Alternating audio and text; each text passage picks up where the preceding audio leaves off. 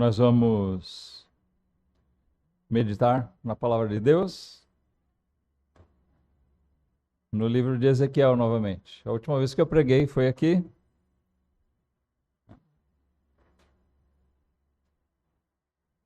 Mas eu acredito que todos vocês já devem ter visto em algum lugar desenho ou filme, o médico colocar o estetoscópio nas costas, geralmente, e pede para que a pessoa diga o quê?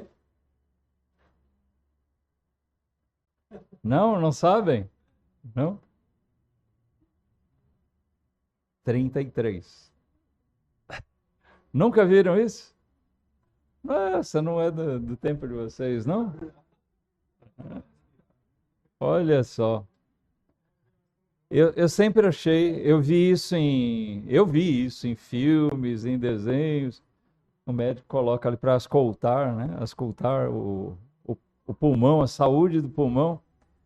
E diz ao paciente, repita, 33. Eu pensei que era brincadeira isso, mas não, eu fui olhar e era sério. Né? Não deve ser feito, mas ninguém nunca pediu para vocês repetirem 33. Tá. Bom, para mim também não. Não sou desse tempo, não. Mas o que eu quero dizer é que nós vamos ao capítulo 33. Diga 33. Ezequiel 33, mas nós não vamos testar a saúde do nosso pulmão aqui. Já testamos um pouquinho a saúde do nosso pulmão cantando. Mas nós vamos testar um pouquinho a saúde da nossa alma.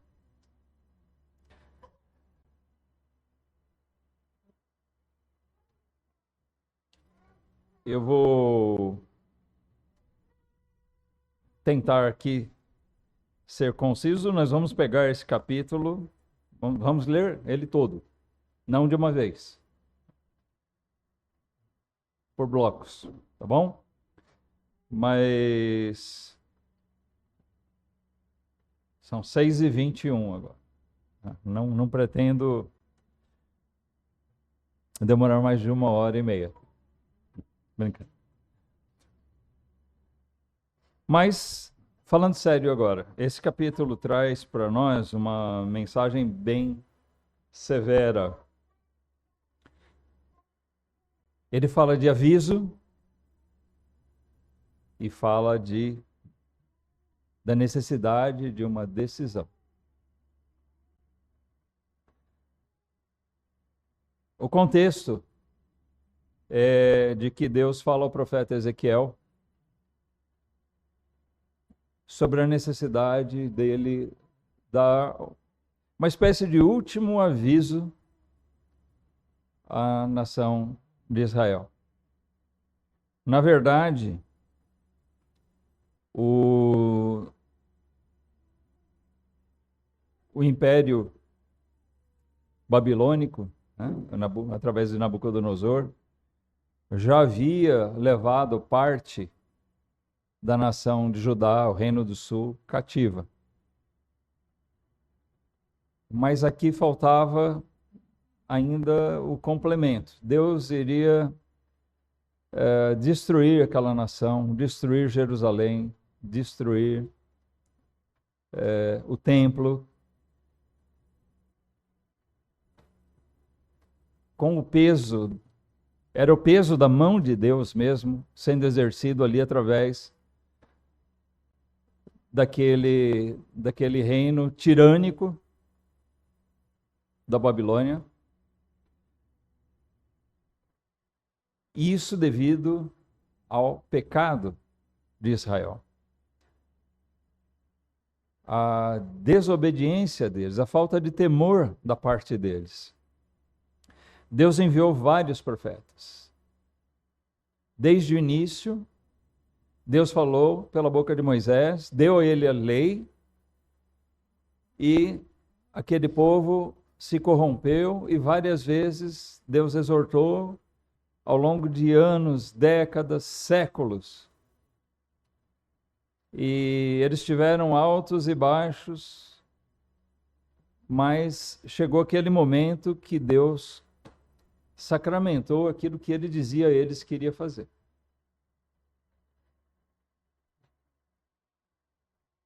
Queria exterminar aquele reino.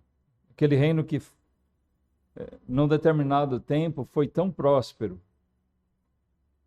No período de Davi, o grande rei Davi, na riqueza, na opulência do período do reinado do seu filho, Salomão. Mas aquele povo sempre tendeu a se desviar de Deus e não dar atenção à palavra dele, a desprezar Deus. E é lógico que isso tem para nós um ensinamento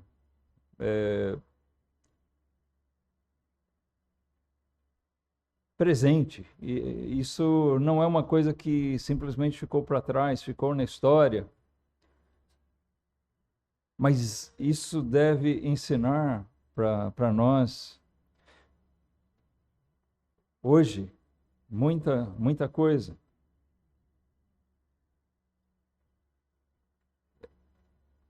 Eu coloquei como subtítulo para essa pregação uma espada sobre as nossas cabeças. E vocês vão entender por quê.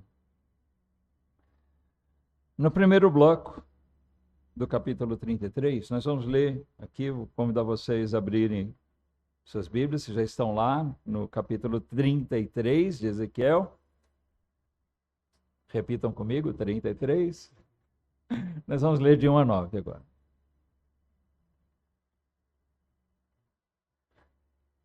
Diz Ezequiel: E veio a mim a palavra do Senhor, dizendo: Filho do homem, fala aos filhos do teu povo e dize-lhes: Quando eu fizer vir a espada sobre a terra, e o povo da terra tomar um homem dos seus termos e o constituir por seu atalaia, e vendo ele, ou seja, o atalaia, que a espada vem sobre a terra, tocar a trombeta e avisar o povo, se aquele que ouvir o som da trombeta não se der por avisado e vier a espada e o alcançar, o seu sangue será sobre a sua cabeça. Ele ouviu o som da trombeta e não se deu por avisado. O seu sangue será sobre ele, mas o que se dá por avisado salvará a sua vida.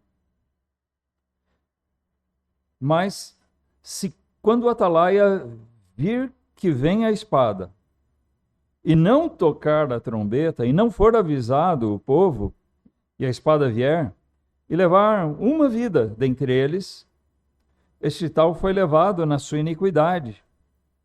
Porém, o seu sangue requererei da mão do atalaia. A ti, pois, ó filho do homem, te constituí por atalaia sobre a casa de Israel. Tu, pois, ouvirás a palavra da minha boca e lhe anunciarás da minha parte. Se eu disser ao ímpio, ó ímpio, certamente morrerás, e tu não falares para dissuadir ao ímpio do seu caminho, morrerá esse ímpio na sua iniquidade.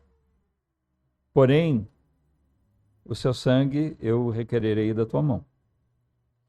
Mas, se advertires o ímpio do seu caminho, para que dele se converta, e ele não se converter do seu caminho, ele morrerá na sua iniquidade, mas tu livraste a tua alma. Então, nós vamos até aqui, por enquanto, irmãos, amigos. Aqui Deus estabelece o princípio. Ele anuncia a espada. A espada é o juízo. No caso histórico, aqui era a vinda de Nabucodonosor, que iria destruir Jerusalém. E de fato muitos foram mortos. Mas isso traz para nós um cenário atual e que é real.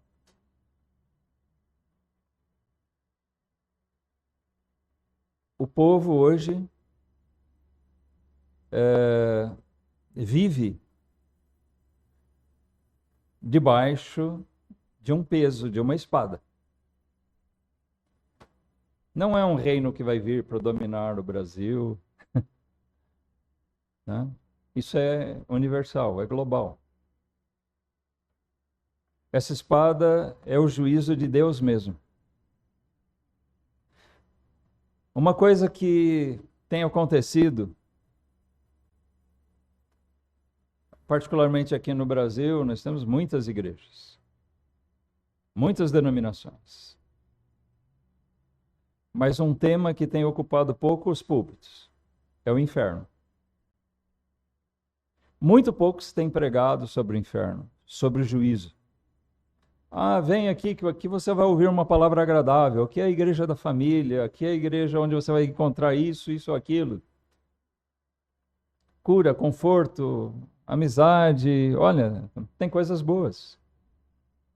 Deus pode curar, Deus pode nos dar um ambiente melhor. Nós ganhamos uma família de verdade, né? Quando nós estamos numa igreja saudável, quando nós conhecemos outros irmãos em Cristo. Que coisa gostosa é isso. Sim, a gente ganha muitas mães, muitos pais, muitos filhos, muitos irmãos em Cristo. Mas essa mensagem, ela não pode tomar o lugar da mensagem do juízo de Deus. Então, o que acontece é que as pessoas não querem ouvir a respeito da espada de Deus. Volto a dizer, a espada aqui representa o juízo. Não querem ouvir a respeito do inferno, não querem ouvir a respeito de condenação. Mas o que Deus está dizendo aqui é, não importa que as pessoas não queiram ouvir. Não importa qual vai ser a reação delas. A questão é que quando eu disser que virá juízo, isso precisa ser pregado. Essa espada pesa sobre a cabeça de todo aquele que ouve o Evangelho, todo aquele que ouve a palavra de Deus, e que talvez de alguma maneira esteja ignorando o recado de Deus. Nós vamos ver aqui mais para frente a atitude que muitos têm, mas nesse princípio aqui eu quero me ater ao fato de que o perigo é real, não se pode ignorar. Não é uma possibilidade. O juízo de Deus virá. Amém, irmãos? O juízo de Deus vai ser exercido. Esse mundo aqui vai ser destruído. Isso aqui vai passar tudo. As pessoas estão tão voltadas para aquilo que elas podem fazer aqui. Né? Ontem eu comentei com o Vitor. Eu falei, olha, a minha pregação de amanhã vai mais ou menos no mesmo caminho do que você pregou hoje. Na casa do irmão Amarildo, né? Nós tivemos culto lá. E ele usou aquele texto onde Jesus diz, vigiai, olhai, vigiai e orai. Falando a respeito da volta dele, que marca o fim dessas coisas. Mas o que acontece é que as pessoas não querem ouvir, e mesmo dentro das igrejas, muitos estão brincando com essas coisas. Eu digo aqui brincando, não estão levando a sério. Na pregação de ontem, fala, bom, nós devemos estar nos preparando para aquele dia. E de verdade, muitos não estão se preparando para o seu encontro com Deus. Para se encontrar com Jesus. Se encontrar com Jesus pode ter duas conotações. Pode ser que você esteja se encontrando com o seu juiz, um justo juiz. Ou pode ser que você esteja encontrando com o seu Salvador. Tudo depende realmente daquilo que acontece mediante a nossa atitude perante a palavra de Deus. O aviso é necessário. Deus disse para Ezequiel, aqui no comecinho, né? Quando eu fizer vir a espada ou o juízo sobre a terra, no versículo 2, e o povo da terra tomar um homem dos seus termos e o constituir como seu atalaia. O atalaia é aquele vigia, né? Que tem a função de dar o alerta. Olha, o inimigo está chegando. A espada está vindo. O juízo está para acontecer.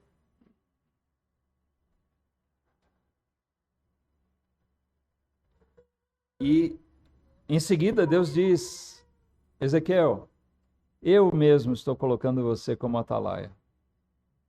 Na condição de profeta, de pregador, Deus falou, eu estou dizendo para você, Ezequiel, você mesmo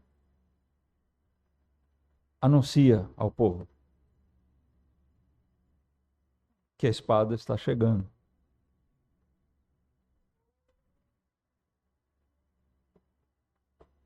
Mas agora nós somos levados a pensar sobre a espada sobre a cabeça do atalaia.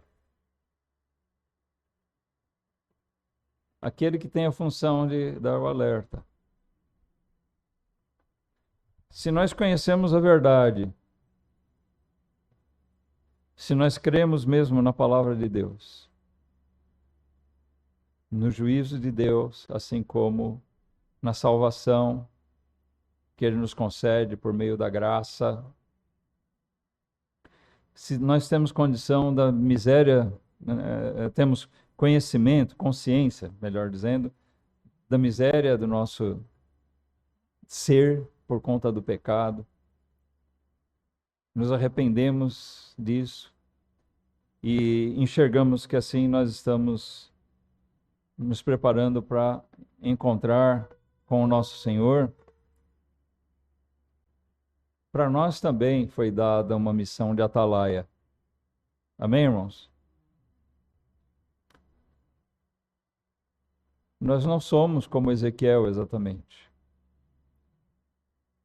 Mas para nós, como crentes em Cristo, como igreja, nos foi dada uma missão de anunciar o juízo de Deus. E a salvação que existe somente em Cristo.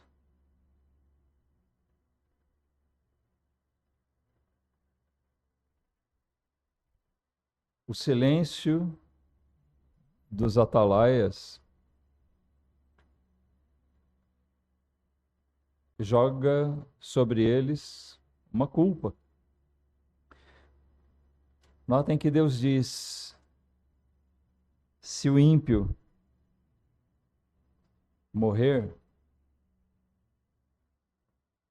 tendo sido avisado,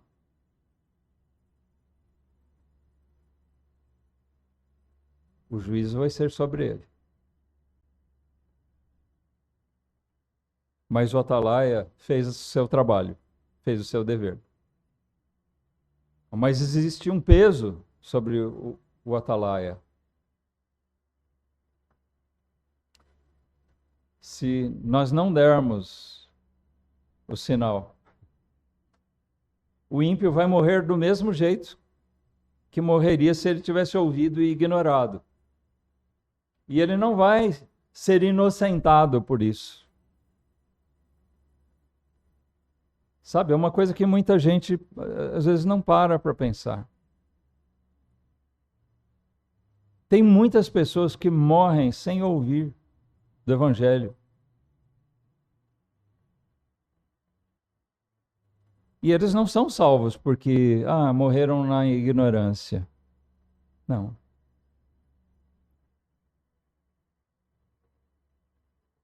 Mas se alguém teve a condição de soar a trombeta, de alertar ele e não fez,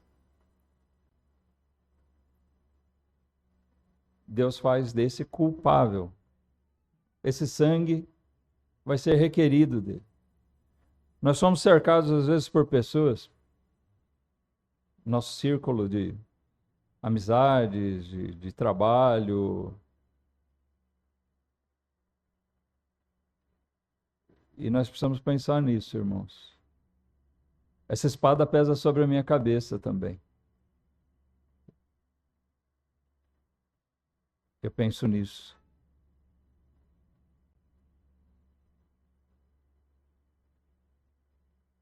Se nós temos essas pessoas ao nosso redor e nós não alertarmos elas, talvez tenha muitos amigos seus para quem você já falou do Evangelho. Não tem como você falar de Cristo, né? Racionalmente, não tem como você falar da necessidade que uma pessoa tem de Cristo se antes ela não tiver consciência da sua condição diante de Deus por causa do pecado. Porque primeiro ela tem que enxergar a sua condição, porque essa é a razão pela qual todos nós precisamos de Cristo. E se essas pessoas não forem alertadas para isso, elas vão morrer na sua iniquidade. Talvez nós falemos e elas não queiram ouvir. Tudo bem. Ela vai morrer na sua iniquidade, se ela não se converter. Não se trata de simplesmente nós nos livrarmos da culpa. Que se dane. Não. Mas nós fizemos aquilo que Deus requer de nós. Se nós somos colocados para sermos atalaias, nós temos que cumprir com o nosso papel. Na condição que nós temos, na simplicidade talvez, nas poucas oportunidades, com o nosso testemunho, com o nosso falar, as ocasiões que nós temos para encaminhar isso, para alertar essas pessoas.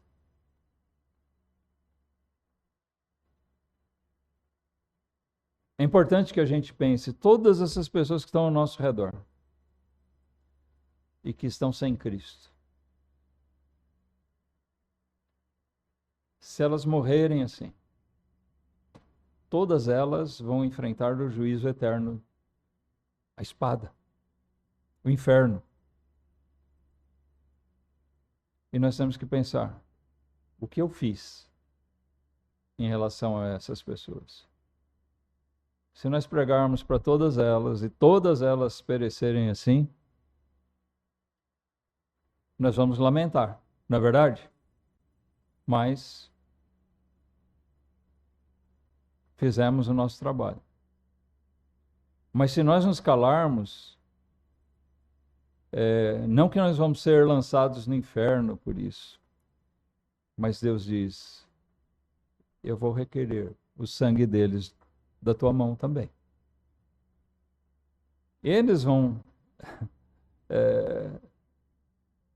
sofrer as consequências dos pecados deles. Mas eu vou cobrar de você. Por que você não falou?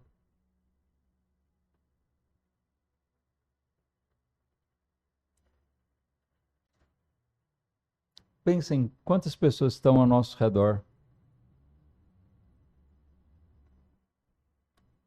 Para quantas delas nós nunca falamos a respeito de Cristo? Será que você ama de verdade essas pessoas? Mas se eu falar, elas não vão gostar. Nós não podemos adivinhar isso. Mas aqui não se trata de ser agradável ou não às pessoas. A questão é que existe uma mensagem que é necessária. Deus não disse para Ezequiel escolher, ver as pessoas que aceitariam bem a mensagem dele. Não. Deus diz, eu tenho uma mensagem. A mensagem não é nossa, a mensagem é de Deus. O atalaia é um mero transmissor, né? Ele só vai dar o alerta a respeito do perigo. Tem um hino que nós cantamos, né? Muitos falam do perigo do caminho em que eu estou. Hã? Quando... Que bom se alguém fala a respeito do perigo do caminho que você está. Se você está andando longe de Deus. Mas aqui nós encontramos essas duas possibilidades. O atalaia avisa e ele livra a sua alma dessa cobrança de Deus. Se ele se cala, o sangue é requerido dele. Fica esse peso na nossa conta. Não é opção nossa suavizar a mensagem ou medir se nós devemos ou não falar.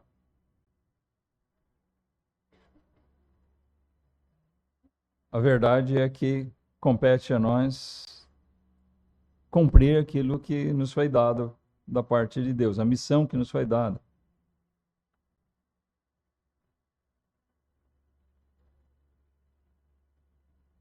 Esse silêncio nosso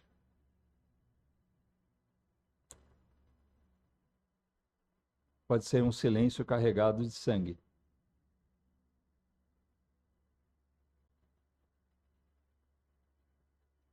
O pregador não é o dono da mensagem, mas ele é responsável por ela.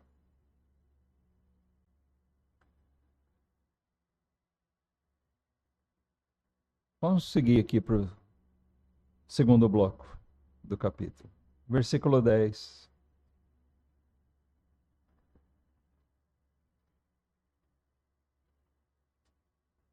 Nós vamos ver um pouquinho aqui sobre a responsabilidade pessoal de quem ouve. Todo aquele que prega a palavra, ele tem um desejo de ver pessoas correspondendo à pregação.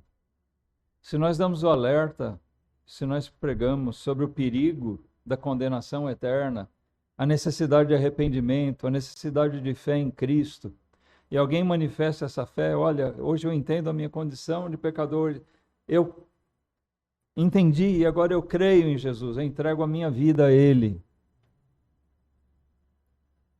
Isso faz a alegria daqueles que pregam. Há uma festa no céu, mas há uma festa no coração também daquele que prega. Nós temos registro nas Escrituras de muitos profetas que pregaram e foram frustrados pela pouca ou talvez nenhuma alegria que teve nesse sentido, de ter retorno. O profeta Jeremias pregou durante o período de alguns reis, pregou durante alguns anos, assim como Ezequiel, lá em Judá, em Israel, e ele encontrou forte oposição. Eles foram desprezados, foram perseguidos, ignorados por muitos.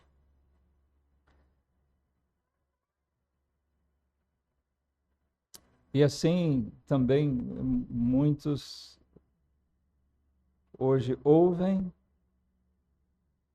o Evangelho pregado dentro da Bíblia, é a palavra de Deus, é o recado que está sendo entregue, mas ele prefere e ouvir outra coisa que lhe dê mais satisfação, prazer emocional, mas que não satisfaz a necessidade verdadeira da alma dele.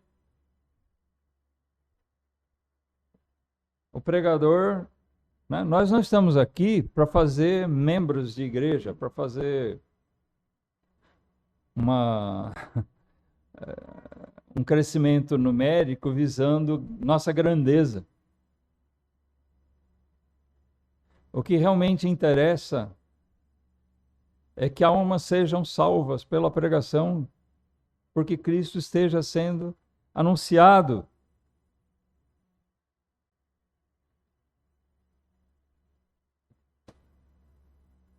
Que pessoas compreendam essa necessidade e assim tenham seus olhos abertos, que eles possam ouvir o sinal, a trombeta soar, possam despertar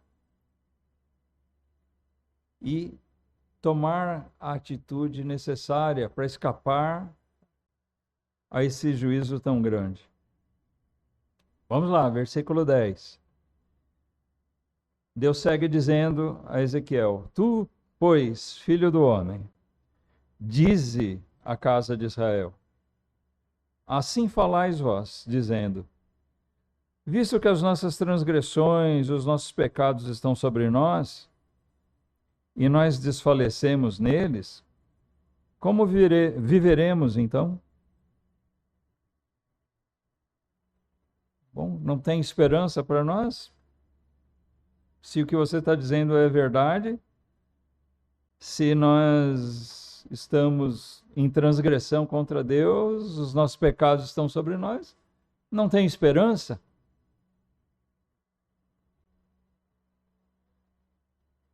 Versículo 11, ele vai mostrar a Ezequiel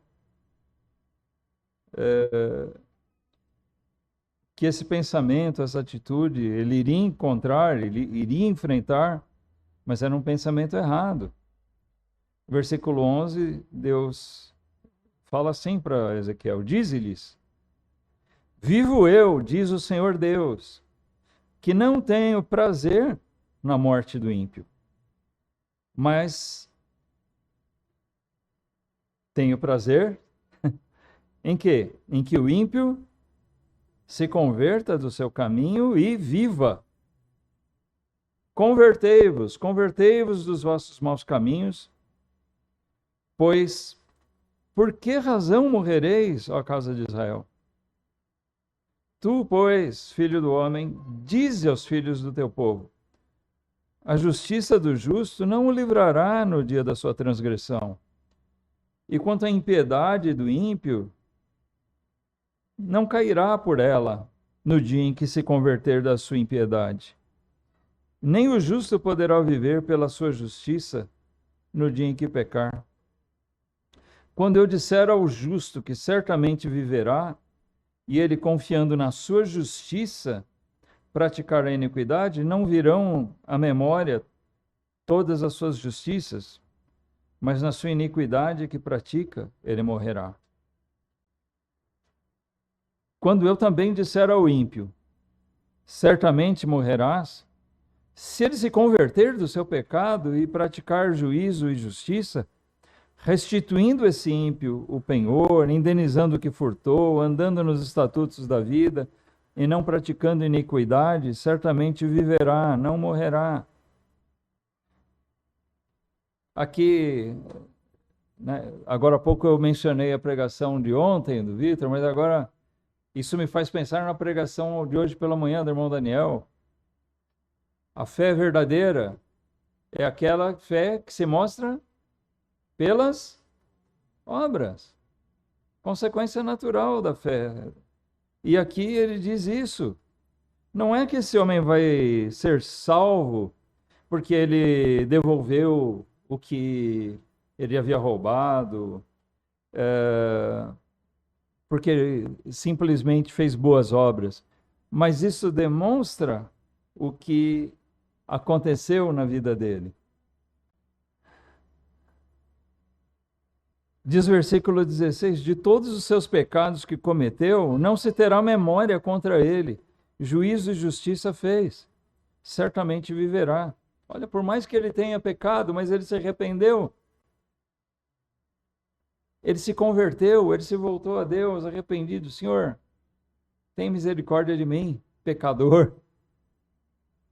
Ele recorreu à graça, ao favor de Deus em Cristo. Deus diz: esse viverá. Não se fará memória das suas más obras, das suas iniquidades. Será que ninguém vai lembrar? Ah, mas ele fez isso, fez aquilo. Ah, sim, talvez as pessoas vão se lembrar do que ele fez de ruim. Mas Deus não vai se lembrar disso. Porque ele vai lançar para trás de si todos aqueles pecados. Perdão de Deus. É isso que ele está dizendo. Notem que aqui ele está falando sobre a atitude. Algumas pessoas poderiam querer se arraigar nas suas próprias justiças, porque ele faz muita coisa boa e ele acha: eu sou um homem justo, certamente a espada de Deus não vai pesar sobre mim. Tem muita gente pensando assim: eu não vou para o inferno de jeito nenhum, porque eu olho ao redor e eu vejo tanta gente má, tanta gente pior que eu. Eu faço isso e aquilo de bom. Eu frequento a igreja. Eu sou um bom pai de família, uma boa mãe, um bom filho, sei lá. Cada um dentro da sua... Sou honesto. E ele fala, então... É impossível que eu seja condenado por Deus, que a justiça de Deus recaia sobre mim. E ele nem percebe que está sendo arrogante. Ele mesmo não enxerga seus pecados, porque ele só tem olhos para as suas obras de justiça. Mas sabe, não existe ninguém, a Bíblia mesmo diz, que não há ninguém que não tenha pecado. E os nossos pecados nos separam de Deus. E se você morrer sem Deus, sem se converter a Ele, sem se voltar a Ele, o que você vai ter é a justiça de Deus, a espada recaindo sobre a sua cabeça, é a condenação eterna, é o inferno mesmo.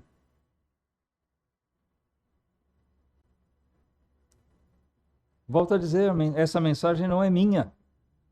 Essa mensagem é de Deus. Deus mandou dizer. Deus mandou anunciar isso. Mas ele também mandou anunciar que mesmo aquele que pecou, quando ele se converte a Deus, e lembre, Jesus mesmo disse: ninguém vem ao Pai a não ser por mim. Cristo, o Filho de Deus, é o mediador que nos leva, nos coloca na presença de Deus. Só Ele pode fazer isso. Então, quando uma pessoa, mesmo que ela tenha cometido muitos pecados, uma multidão de pecados, se essa alma se converter, o que Deus diz, não se fará memória dos seus pecados.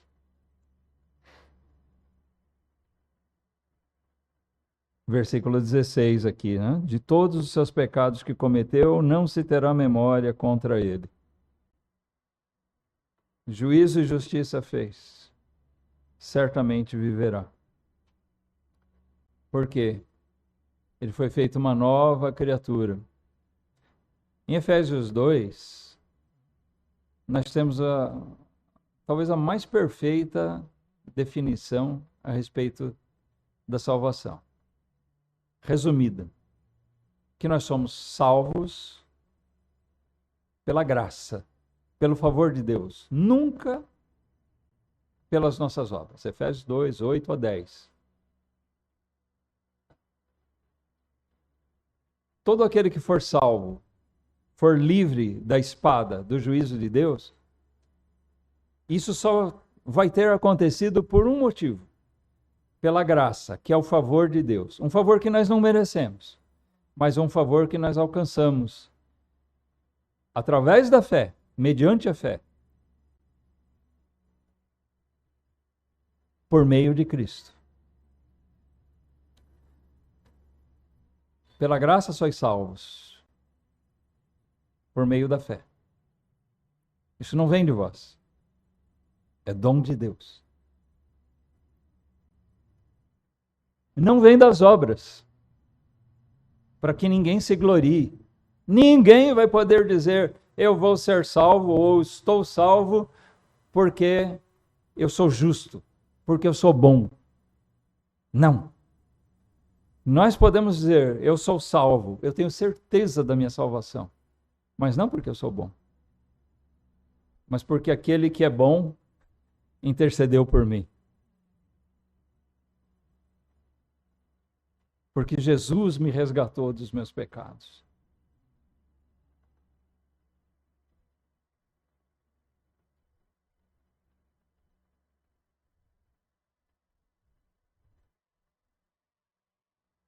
Versículo 17.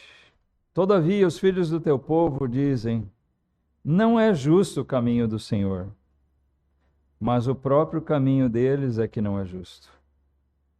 Desviando-se o justo da sua justiça e praticando iniquidade, morrerá nela. E convertendo-se o ímpio da sua impiedade e praticando juízo e justiça, ele viverá por eles. Todavia vós dizeis, não é justo o caminho do Senhor. Julgar-vos-ei a cada um conforme os seus caminhos, ó casa de Israel. Era o que eles diziam. Não está certo o que Deus diz. Por mais que se diga, que se explique, que se pregue o Evangelho, a tendência das pessoas é pensar sempre em uma salvação, aqueles que acreditam em salvação da alma, mas de pensar numa salvação por méritos. Mesmo dentro das igrejas, tem muita gente pensando assim. Olha, eu fui batizado, eu fui isso ou aquilo na igreja, eu sou um crente fiel, eu pago o dízimo, né? Ele pensa nas suas obras e ele toma para si de que ele vai ser salvo porque ele faz as coisas certas. Nós devemos fazer sim as coisas certas. Naquele mesmo bloco de versículos, né, de Efésios 2, de 8 a 10, eu não mencionei o versículo 10, mas depois de dizer que nós somos salvos pela graça, pelo favor de Deus, por meio da fé, ele diz também que Deus preparou as boas obras para que nós andássemos nelas. Quem? Aqueles que foram criados em Cristo Jesus. Aqueles que foram regenerados. Sim, é um caminho de justiça, de praticar as coisas certas, de fazer a vontade de Deus. Mas porque nós passamos a entender qual é a vontade de Deus. Isso acontece em Cristo, uma nova consciência. Acontece uma coisa estranha, eu imagino que todos os irmãos que já pararam para pensar nisso, devem pensar como eu. Porque eu me deparei, num certo momento na minha vida, assim, que quando eu me converti, eu enxerguei minha condição de pecador. Mas sabe, eu não consegui enxergar tudo ainda. Eu achava que meus pecados eram esse, aquele, né? Mas com o passar do tempo, eu comecei, agora com uma nova visão, né? Uma nova natureza em Cristo, eu comecei a enxergar coisas que antes eu achava normais, que não eram pecados. E eu comecei a enxergar mais pecados em mim. Eu comecei a enxergar que eu era mais pecador do que eu pensava. Aconteceu isso com vocês, irmãos? Será que já aconteceu isso com alguém mais?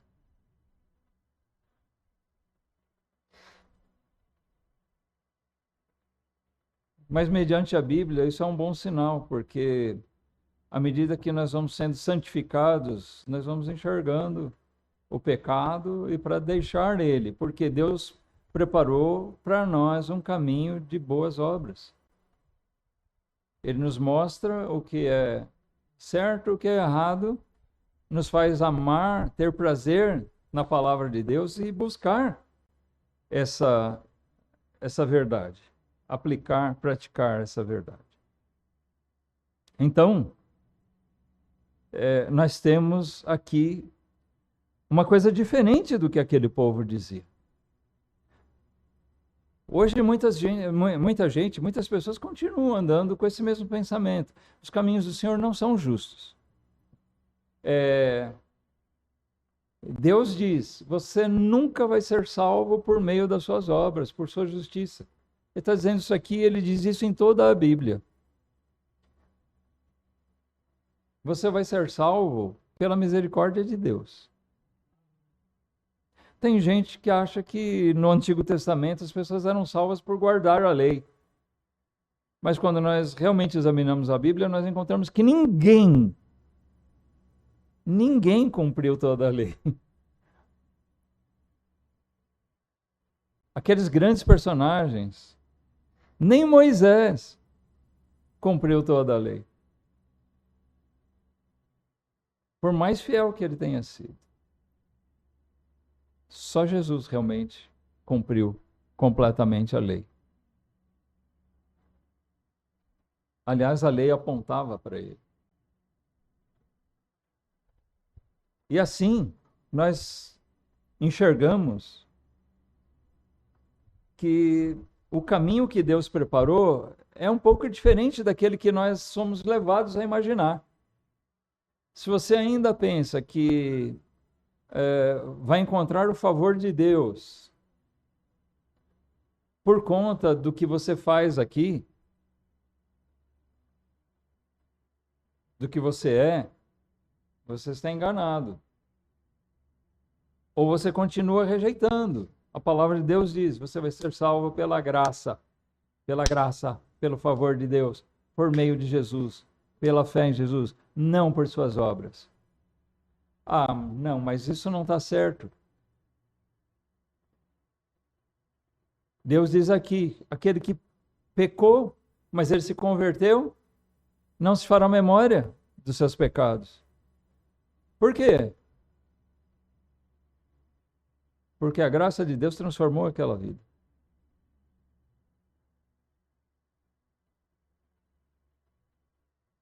Como é que você reage à mensagem do Atalaia? Nós estamos hoje aqui cumprindo o papel do Atalaia, de dar o alerta. Você que se diz crente, um cristão, aquele que tem fé em Deus, você está levando a sério a sua vida com Deus?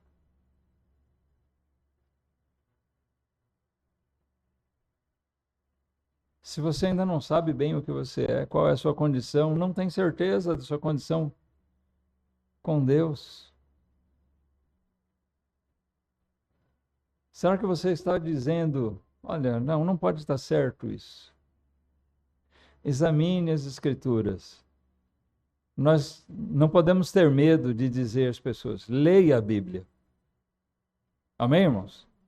Nosso propósito é que as pessoas leiam a Bíblia e entendam. Não é esconder a Bíblia.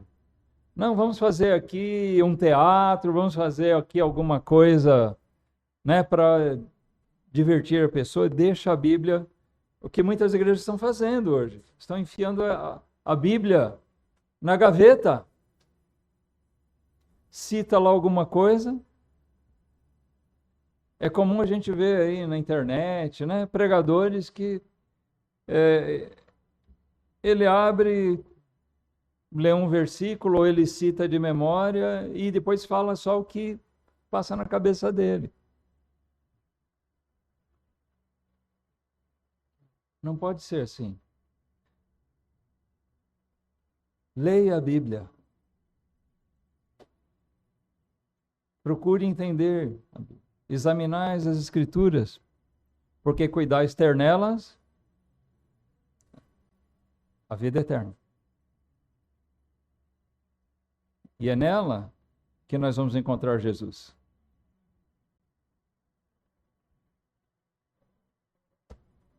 Não é o caminho, o jeito que eu acho que deve ser.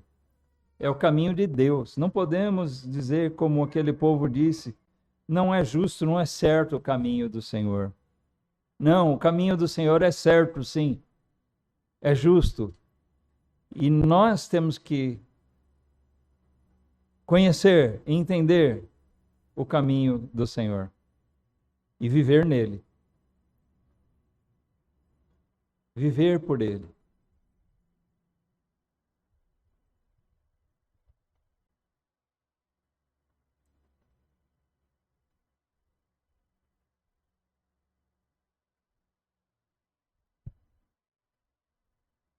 Vinte e um.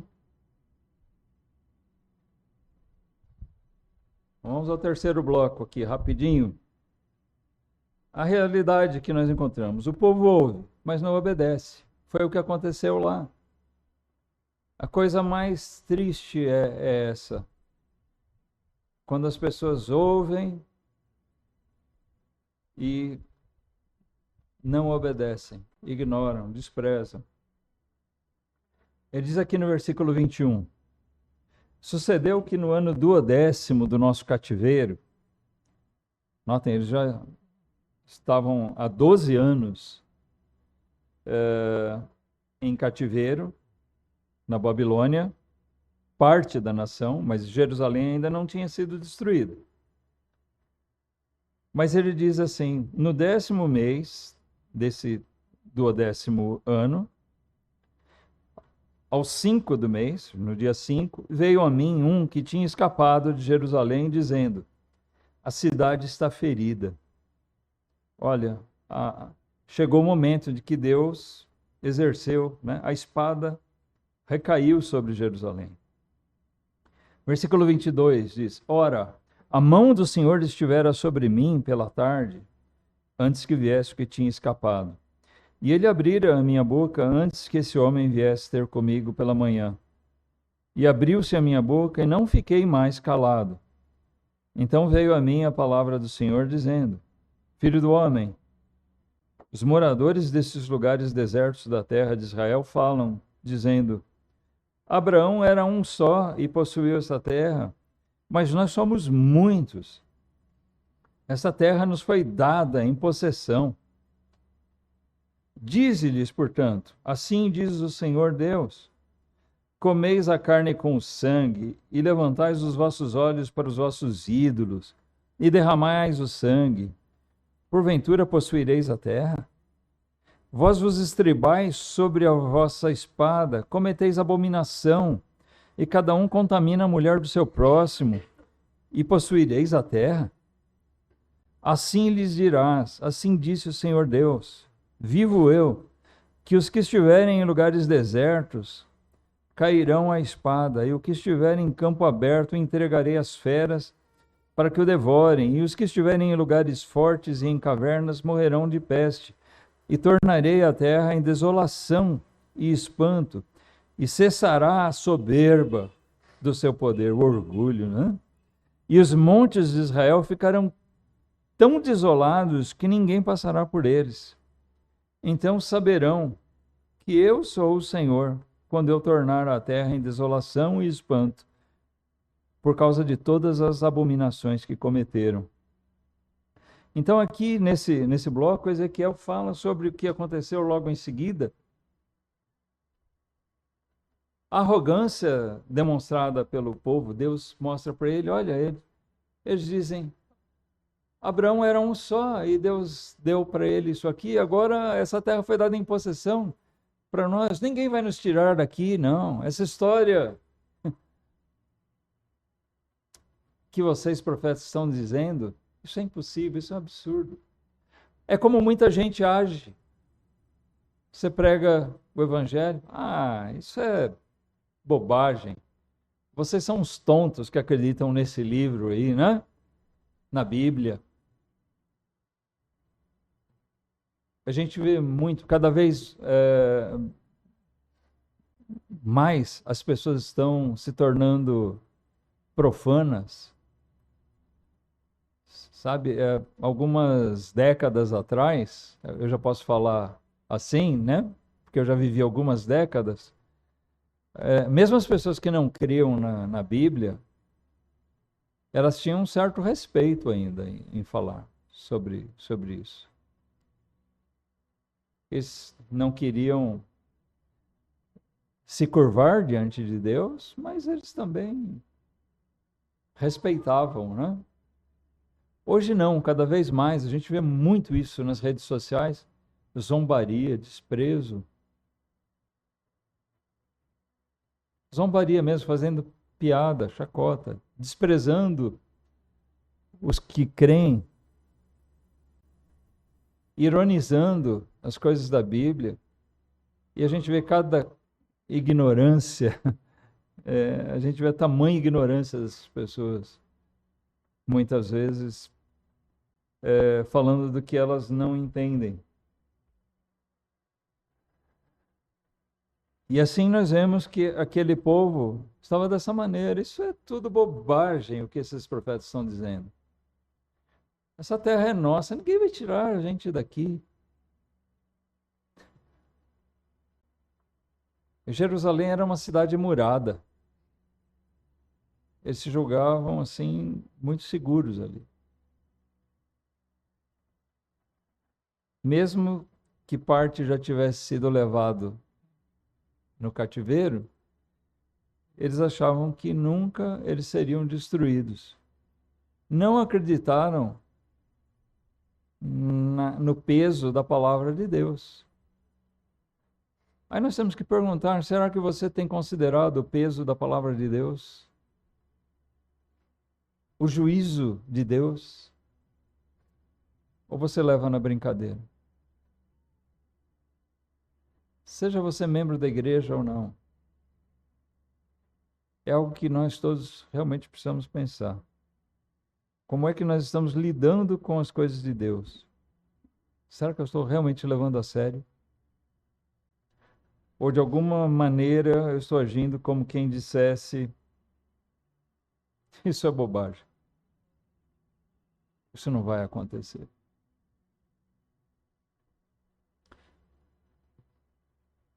As pessoas dizem, né, só como exemplo do que eu já disse, zombaria por falta de entendimento, as pessoas dizem: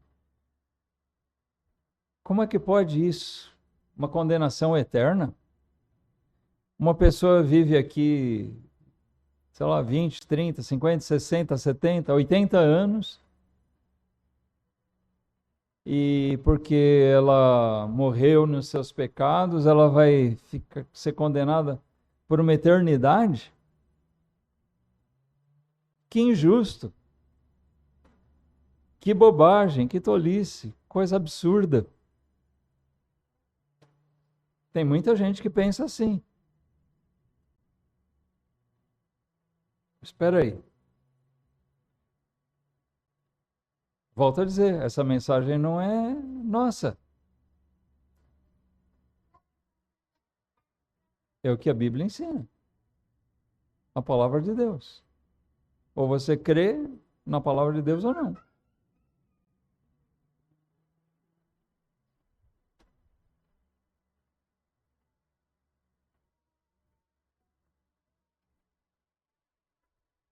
Aquele que ouvir a tentar se converter do seu caminho vai ser salvo, e isso vai ser motivo de alegria para os atalaias que soaram a trombeta, se pelo menos uma alma for salva.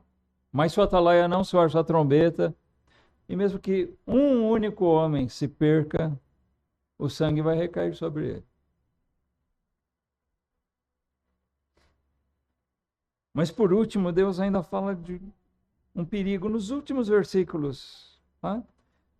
O que ele demonstra aqui nesse bloco que nós lemos agora é de que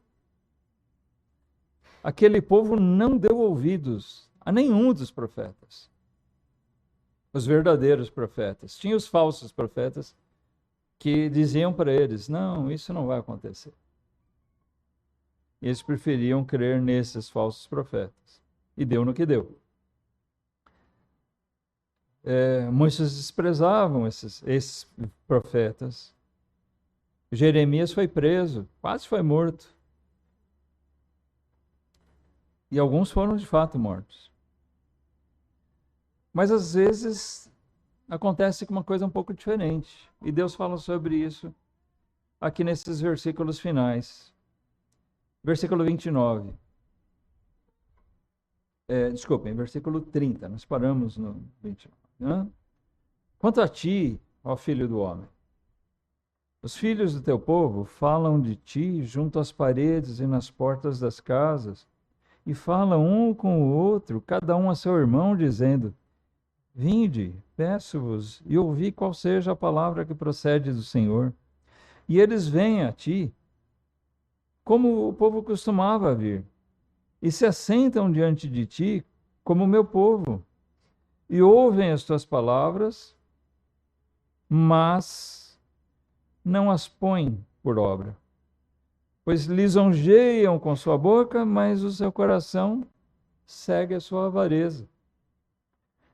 E eis que tu és para eles como uma canção de amores, de quem tem voz suave e que bem toca, né, o instrumento, porque ouvem as tuas palavras, mas não as põem por obra.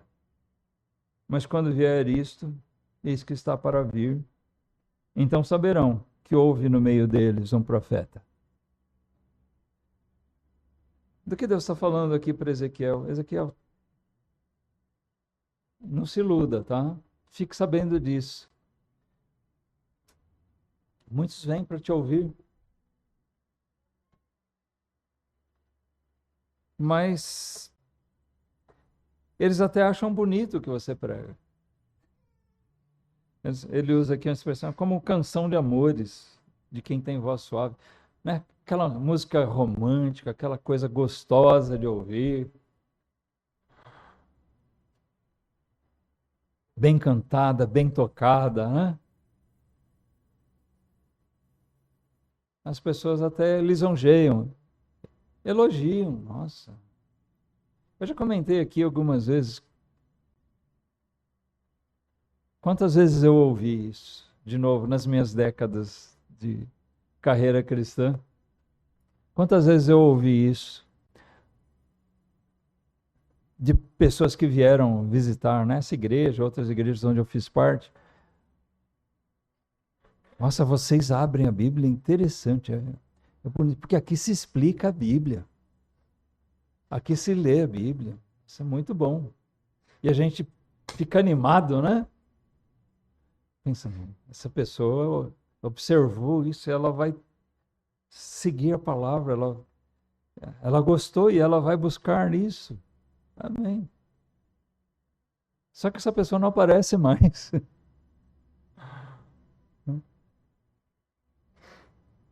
Ela ouviu aquilo, né, uma vez, talvez algumas vezes, achou interessante, achou bonito, mas para ela foi só passatempo. Por quê? Como diz aqui Deus a respeito daqueles,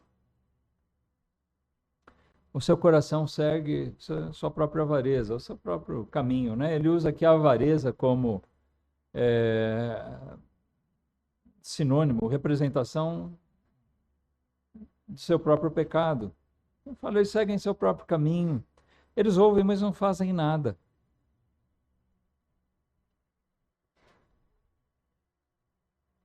Mas quando vier o juízo, eles vão dizer, houve um profeta no nosso meio. que os atalaias possam ser lembrados. Sabe, irmãos, se nós pregarmos para os nossos amigos e eles rejeitarem, nós devemos lamentar isso. E vamos lamentar. Mas eles vão se lembrar que houve um profeta na vida deles. Houve alguém que tentou abrir os olhos deles. Eles vão lamentar não ter ouvido.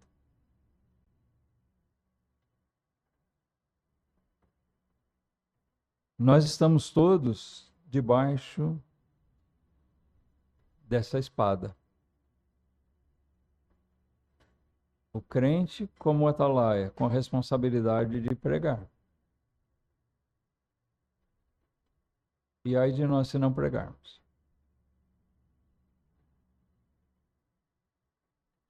E aquele que ouve, com a grande responsabilidade de tomar a decisão, o que ele vai fazer com aquilo que ele ouve. Se hoje a palavra de Deus foi pregada aqui, cada um de nós vai embora para sua casa. O culto vai se encerrar. Mas o que aconteceu aqui não termina aqui. Amém? O que aconteceu aqui se estende. Porque quando nós ouvimos a palavra de Deus, a exortação,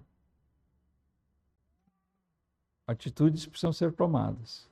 Decisões precisam ser tomadas. Não mera teoria.